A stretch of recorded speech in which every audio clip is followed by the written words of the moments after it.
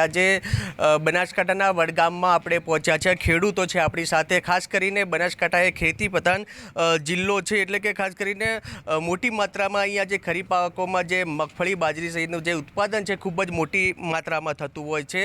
આપણી સાથે ખેડૂતો છે, એમની સાથે વાત કરીશું। અત્યારે જે રીતે ખરીફ પાકોમાં સરકારે જે ટેકાના ભાવ જાહેર કર્યા છે, શું કહેશો, તમને ભાવ કેવો પોસાય છે? ભાવ પોસાય છે, વધાર્યા છે કેન્દ્ર સરકારે। બાકી ખાતરો બિયારણ એ બધા મોંઘા છે, એના માટે સરકારે વિચારવું જોઈએ। અત્યારે જે રીતે ભાવ વધ્યા છે, ટેકાના ભાવમાં વધારો કરવામાં આવ્યો છે સરકાર દ્વારા। ખાસ કરીને મગફળીમાં પણ એના વાવેતર વધુ થાય છે વડગામ તાલુકા વિસ્તારમાં, એટલે એમાં પણ ભાવ વધારો કર્યો છે, શું કહેશો?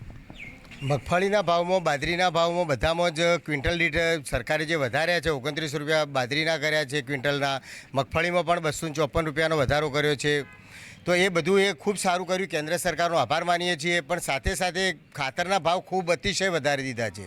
તો ખાતરની અંદર, બિયારણની અંદર એ પોસાય તેમ હવે રહ્યું નથી। તો એની અંદર થોડું કંટ્રોલ કરે, અથવા ક્યાં તો ભાવ વધારે પાકની અંદર, તો અમને પોસાય। બાકી એ સિવાય અત્યારે ખેડૂત ખૂબ મરી રહ્યો છે, ખેડૂતો આપઘાત કરી રહ્યો છે, ખેડૂતોને બહુ કપરી પરિસ્થિતિમાં છે।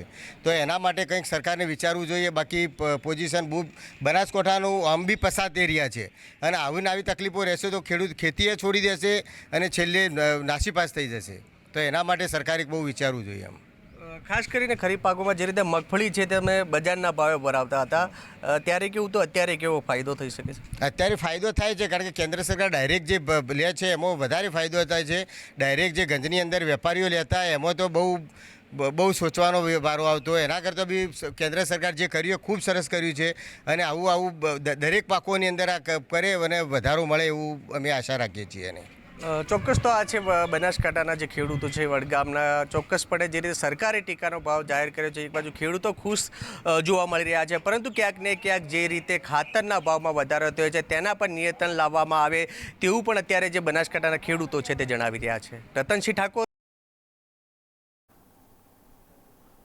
તો દર્શક મિત્રો, આપણે અહીંયા સાંભળ્યું કે ખેડૂતો જે છે વધારાને તો વધાવ્યો છે, પણ સામે જોવા જઈએ તો જે મોંઘા ખાતર છે એ ખેડૂતોને ક્યાંક છે ને કનડી રહ્યા છે, ક્યાંક છે ને એ લોકોને જેમ ચૂંટલીઓ ભરી રહ્યા છે કે એ નડી રહ્યા છે, બરાબર। તો આશા રાખીએ કે જે સરકારે જે આ જે મોટા જે નિર્ણયો લીધેલા છે કે ખાતરનો જે કહેવાય કે આપણો મોટો જથ્થો પુરવઠો છે એકત્રિત કરી રહી છે, તો સરકાર જે છે સબસિડીના ભાવે ખેડૂતોને ખાતર આપતું રહેશે।